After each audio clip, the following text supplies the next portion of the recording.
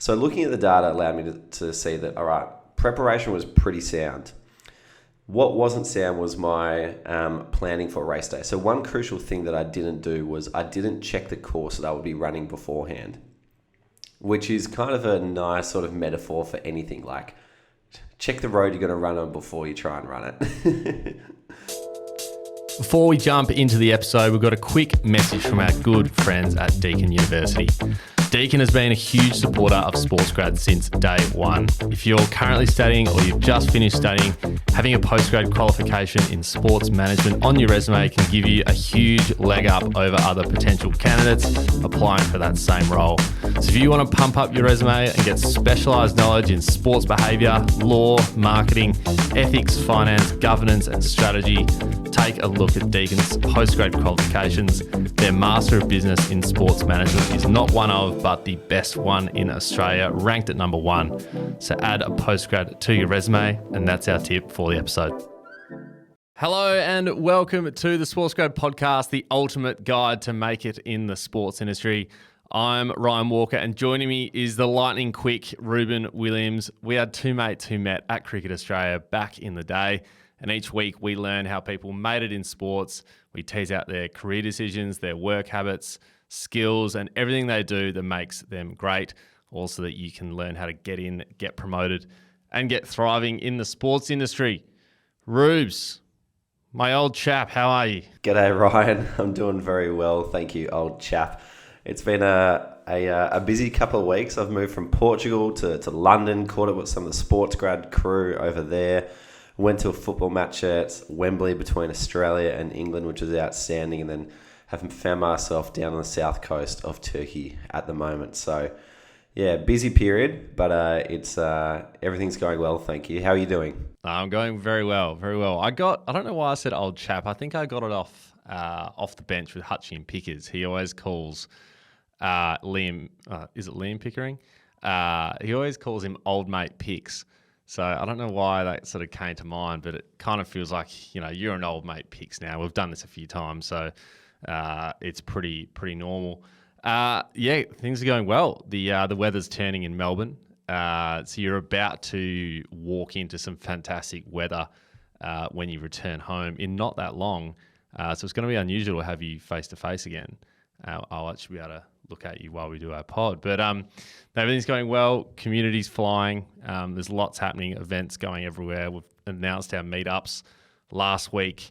Tickets are flying out the door. So yeah, it's a crazy time, but it's super exciting end to the year, which is the main thing. So everything's going well over here. Beautiful. It is very exciting. I can't wait to get back. I think the first week back in Australia, we go straight into back-to-back meetups. So I think maybe on the weekend after that, then I'll get time to rest. Actually, that weekend I've got my brother's engagement party. So perhaps the day after or the week after that, I'll find some time to chill out.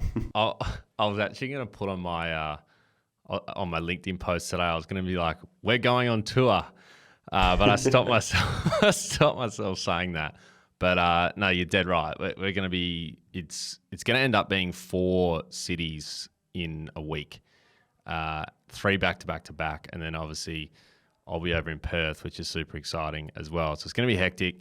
We're pumped to see everyone in our community, which is exciting.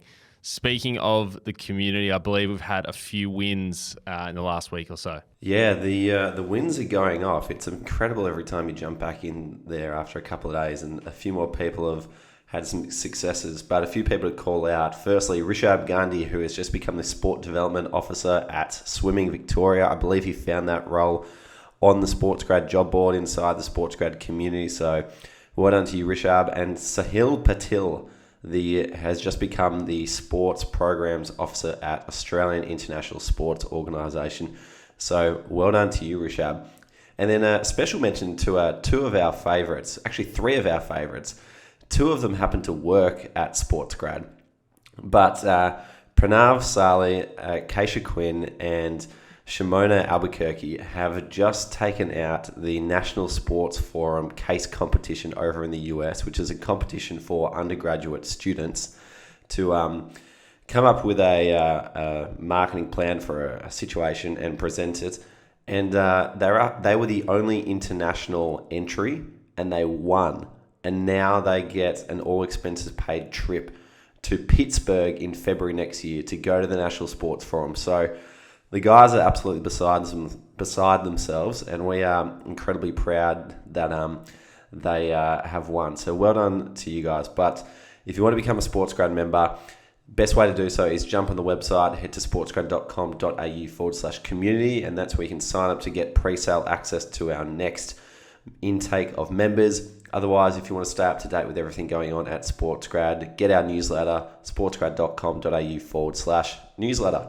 Awesome. There's never been a better time to be a SportsGrad member with lots happening. So definitely jump on and get on our newsletter as well. Now, today's a bit of an interesting episode. And I must say, over the last couple of months, we've had a bit of a theme of goal setting. And I think those who are relatively close to us would know that we've spoken about goal setting a fair bit over our journey.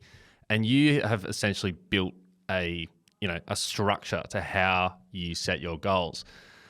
And obviously recently you have just done the marathon, or the half marathon, over in Portugal. And this was a bit of a special event for you. Obviously being overseas, you had a goal in mind. And I must say, there's not many goals that you set that you don't hit. I'm happy to say that because you are very, very driven and you do hit your goals. But on this occasion, you didn't quite get there. And I think we thought this deserves a podcast episode because there's many people listening who would have set goals, haven't quite hit them, and it's how you respond and how you sort of go through that process of review. So would love to know sort of that process, how you feel now, and I guess just your thoughts on the whole thing. Because I think people out there would love to know sort of how that process has taken place and your response to it. Yeah, you're dead right. So the purpose of talking about this failed attempt at a half marathon PB is to help anyone listening understand what do you do when you don't hit a goal. And I think it's really important to talk about failures or things that didn't quite get to the expectations that you had, because most of what you hear out there is people talking about their success. It's like, it's great learning from other people's successes, but I think you learn a lot more when you hear about other people's failures and what didn't work. And I think personally you learn the most when it's your own failures and you start to reflect on that as well. So that's the reason for talking about this. Now to give you a bit of context, every year I set a few goals for myself, and one of them is in the category of health. So how am I going to keep myself healthy this year? And one thing I've learned about myself is I'm not the kind of person who can just say, I'm going to exercise or eat healthy just for the sake of being healthy. I need a goal attached to it. And so I found that I couldn't make any progress towards that health goal I'd set myself unless I had an end target in sight. And so the first thing I did at the start of this year was enter myself into the Lisbon Half-Marathon. This is around April, March. And as soon as I did that, I think I went from running, I think I did like 3 or 4 runs in March to about 19 runs in April, as soon as I knew that there was an end goal in mind. As soon as I knew that I was going to be on display and I had to race and I was going to have a time kind of shown in my face, then that's when I started making progress. So I've been working towards this for a long time. Had a bit of a lull period in July whilst I was in Europe. It became a bit harder to run over there, but then picked up the training again back into July and basically completed 10 or 12 weeks of a pretty solid training leading into this half marathon. And to give you some more context, last year I ran the Melbourne Half-Marathon and I set a PB time of an hour and 22 minutes and 2 seconds.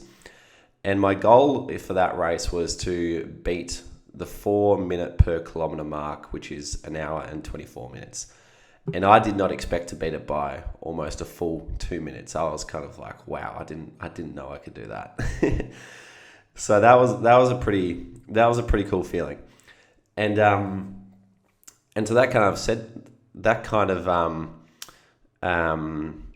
to myself, like, maybe you're capable of going to the next milestone, which is under an hour and 20, under 80 minutes. And so I thought, let's try and work towards that. So that was a goal for working towards Lisbon. So I do my 12 weeks of training. I'm traveling through Europe at the same time. Usually after work each day, I'll get out there and go for a run of some kind. Had a bout of food poisoning in Morocco that kind of set me back a little bit, but we got past that, and eventually arrived at the Lisbon Half-Marathon. And this is when, the day before the race, I was kind of quietly confident. I felt like I'd done all the training, but then race day didn't go to plan at all. I ended up with a time of 1 hour and 25 minutes, which was 5 minutes off the goal that I set for myself. And at the end of it, I couldn't help but feel pretty disappointed that I'd missed out my goal. And immediately after the race, I was pretty flat. Chloe was trying all things to cheer me up. She was my girlfriend who was at the finish line cheering me on. And probably after a period of sulking for a little bit, I thought, well, you know what? It didn't work out. What's next? How can you move on and improve from it? So I'm going to try and walk you through the series of steps that I've taken to reflect on this failed attempt at a PB, so that you can apply it to whatever goal you have in mind. It could be a job interview, it could be a project you're working towards. You could be doing some other sort of health pursuit. But this is a process that I went through. So, firstly, the first thing I did to try and assess and pick myself up and move forward is just get my mindset right. So I can't make any changes. I can't improve on it if I'm still down in the dumps and think this is the worst thing ever. So the first thing that I had to kind of understand is it's important to take a long-term view on things. So running is probably going to be my exercise pursuit for the next decade, I reckon. I can see myself, running consistently for the next 10 years. And so if I want to break 80 minutes for a half marathon time, that doesn't have to happen this year. It could happen next year. It could happen in 5 years' time. But every single bit of training, every race I do gives me a bit of experience to try and get there. So taking a step back and saying, Reuben, this could be a long-term project that you constantly work towards over years and years. Allow me to say, well, actually, this might be a vital bit of race experience that I can take with me to help me improve for the next one. So once I'd got that on board and I thought, okay, this isn't the end of the world. It doesn't have to happen today. It could happen in the future. Then I started to move towards, all right, well, what actually happened? Where did it go wrong? And that's where, if you've got data available, dive into the numbers. So this is why running is a particularly useful or particularly good goal to assess, because you can dive into the numbers quite easily and find out where it went wrong. So first I looked at my preparation. And one of the reasons why I felt quietly confident coming into this race was because last year, leading up to my 1 hour 22 time, I did 180 kilometers of training. And I remember the first time I stepped out to train for it, I just ran for the sake of running. And I did those 180 kilometers over 9 weeks. And I remember talking to some runners being like, my God, most people training for what you're trying to do 80 kilometers a week, not 180 kilometers spread out over 9 weeks. And so this year, I did more than 2.5 times the amount of training for it. I ran 480 kilometers over 12 weeks, had a maximum week of 74 kilometers when I was in Spain. And I was feeling good. Now, the other thing that was pointing towards me thinking, Reuben, you can do this, was a test that I did. So a week out from the half marathon in 2022, I did a 10 kilometer test, and I did the same 10 kilometer test this year, but I beat my time by, I think, about 15 seconds. The difference was the course that I ran for my 10 kilometer test was a lot hillier than the one that I ran in Melbourne. So I thought slightly hillier course, faster time.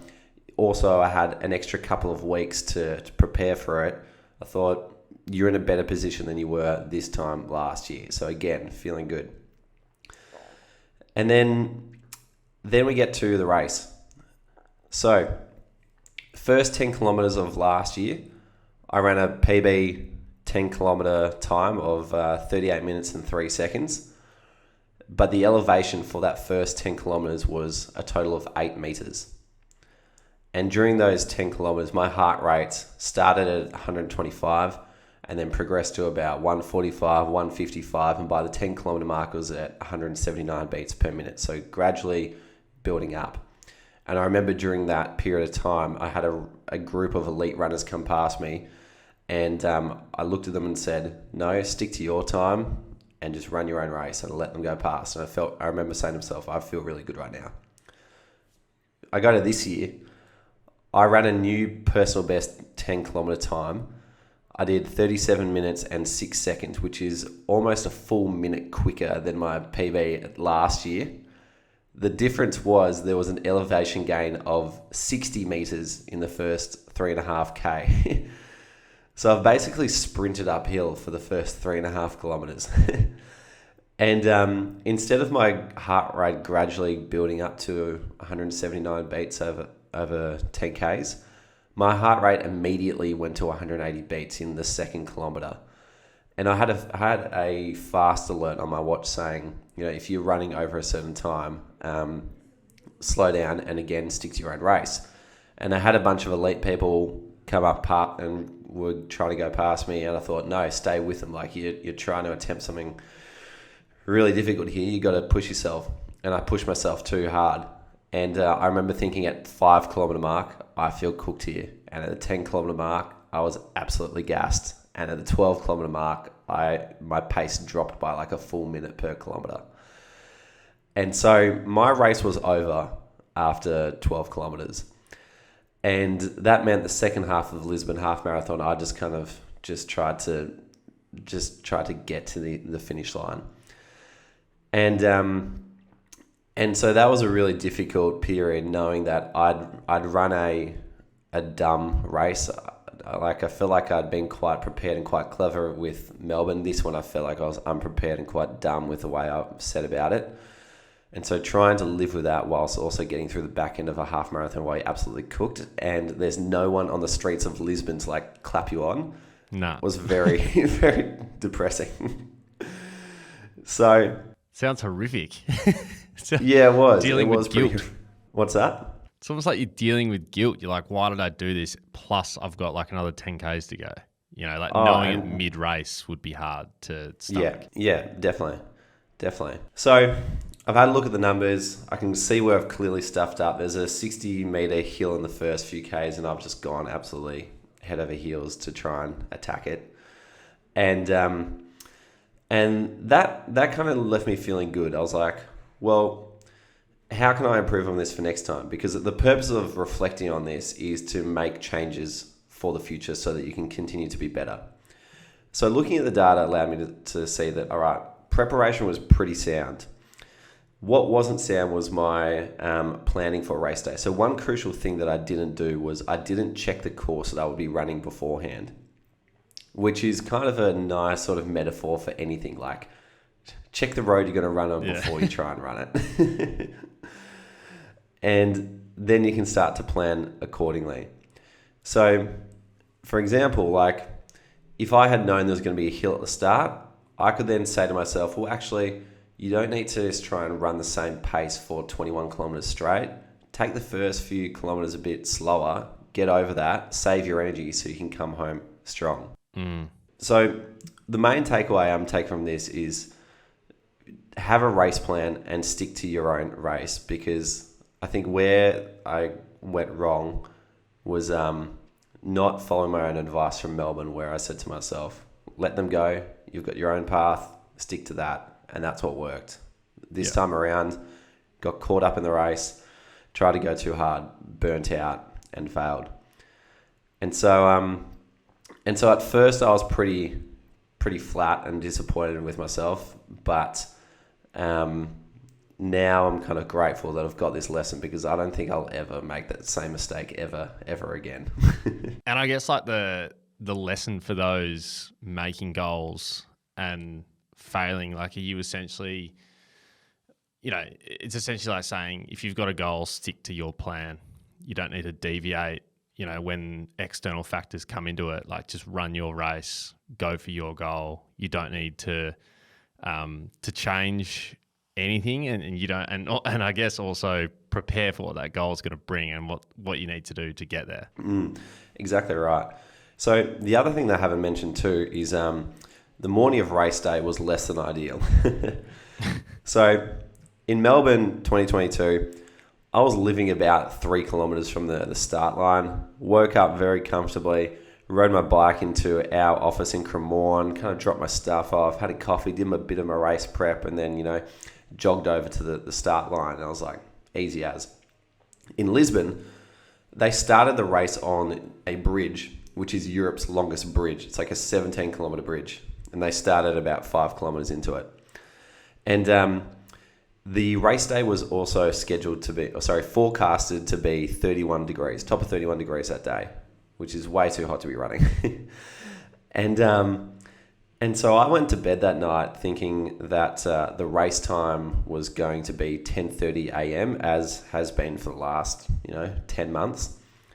And then I woke up and found a note under my door from the father of the host family I'm staying with. And it said, half-marathon time has been changed from 10:30 to 9 a.m. So now I've lost an hour and a half in the morning and we have to rush to get to the start line. And when we get to the start line, you arrive at this bus depot because you're on a bridge, only buses can take you out there. So now you've got to compete with about 6,500 people to get out onto a bus for a start time that's now 90 minutes earlier. And so I eventually get on a bus, and the bus then takes forever to get to the start line because it has to go all the way across Europe's longest bridge, turn around at the other side and come back on the other side of Europe's longest bridge before it can drop you off.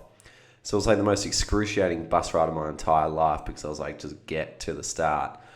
It dropped me off at 8:50, so we got 10 minutes to go to the start line, until the starting gun. And you've got about literally 5,000 people in front of you ready to start their race. And there's a little corridor along the side to try and move up the sections.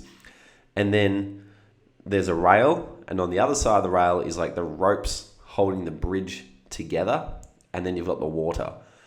And so the clearest path to the front of the race was running where the ropes of the bridge were, like on the edge of next to the water. So I'm like running along these ropes while race organisers saying like, get down, get down, get down. And I'm like, no, I've got to get to the front. Oh. So I jogged for about 1 kilometre to get it past all these people, and eventually get to the front section. And by that point, it's like 45 seconds past 9 a.m. The like elite runners have just gone off. They're then waiting for my section. I've barely got time to like press start on my Garmin and connect to GPS, and then I'm underneath the start line, press go, and we're away. So the other thing I'm trying to tell myself is, conditions were less than ideal. Like, you can't change the fact that they moved the start time early. You can't change the fact that, the buses were an absolute nightmare to get on.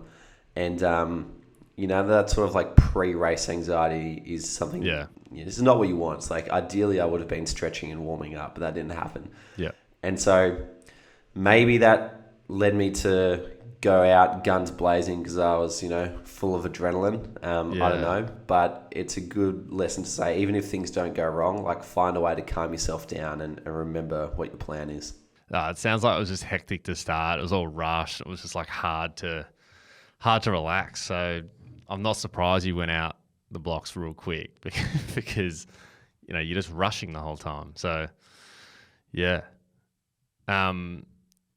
Wow. Well, it sounds like an experience, I must say, but it also, like, I love the way that you analyze your goal. Like, I love how you don't just say, I just didn't hit it. Like, you've analyzed each stage of it, which is pretty impressive. So I think, well done, but I think work harder next time, mate. There'll be another race. Yeah, absolutely. I'm kind of keen to find another race because I feel like I've done all this training and I want to put it to some sort of use. So we'll see what happens.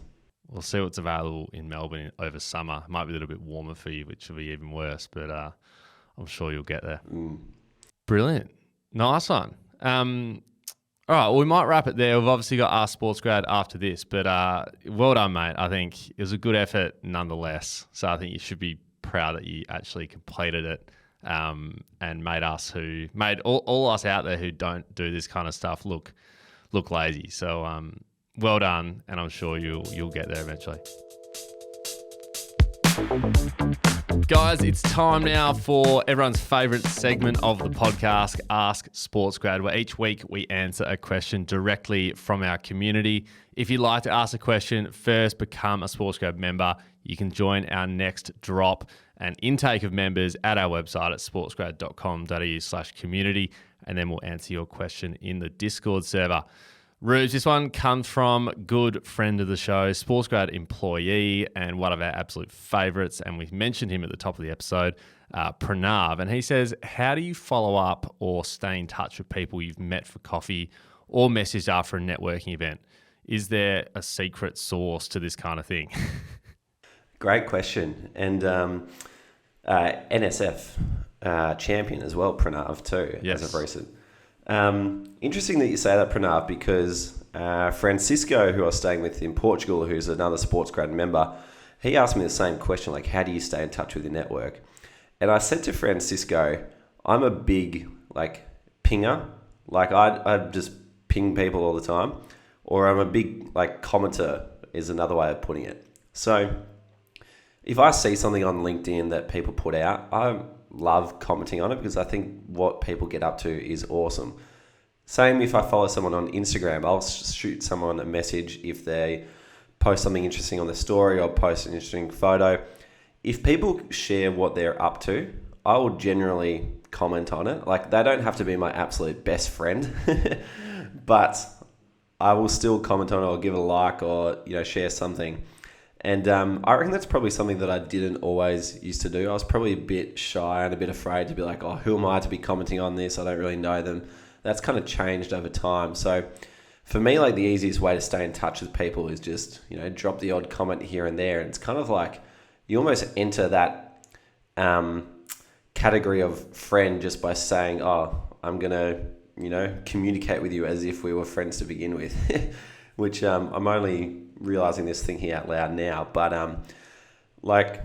yes, you can follow up every 3 months, every 6 months with a formal hey, how's things? Let's check back in and all that again. But I find the easiest way is just to comment on things when things come up. The other way to keep in touch with people is post stuff yourself, because that gives other people a chance to comment on what you're doing too, and that creates another chance to communicate with people. So I think comment as much as you can, just because if you see interesting stuff, you should, support other people, but then also share what you're up to too, because people want to support what you're doing too. Love it. The strategic comment, I'm all for it. But no, it's a great question. I think you've hit it nail on the head. Just doesn't need to be so formal. It can be very casual. A little comment here and there doesn't go astray. And it doesn't even need to be strategic. I think one of the easy ways for me to do it is just I am genuinely interested in what other people are doing. Otherwise, if I had to remind myself every day, comment on stuff, I'd drop off very quickly and I'd find it very, very boring. But if you're interested in people, it's an easy thing to do. You can also tell when it's disingenuous, I reckon. It's just a throwaway. So just be genuinely curious, and I think it's a good way to go. Awesome. Well, if you'd like to ask us a question or ask our friends in sport a question, become a SportsGrad member. Each fortnight, we're holding virtual events where it's an open floor for you to ask us or other industry professionals any of those burning questions that you might have. And when you join our community, you get immediate access to our 50 hours of exclusive content as well. So get involved in our next intake via our website. In the meantime, you can find us on LinkedIn. Give us some love with a rating if you enjoy the show, and subscribe on Apple and follow on Spotify. Thanks for listening. We'll see you next time.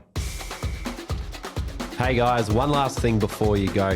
If you'd enjoy a quick email from us each Friday on all the latest job openings, networking events, Q&As with industry professionals, and latest podcast episodes, then subscribe to the SportsGrad newsletter head to our website www.sportsgrad.com.au/newsletter to subscribe. There's also a link in our show notes to join.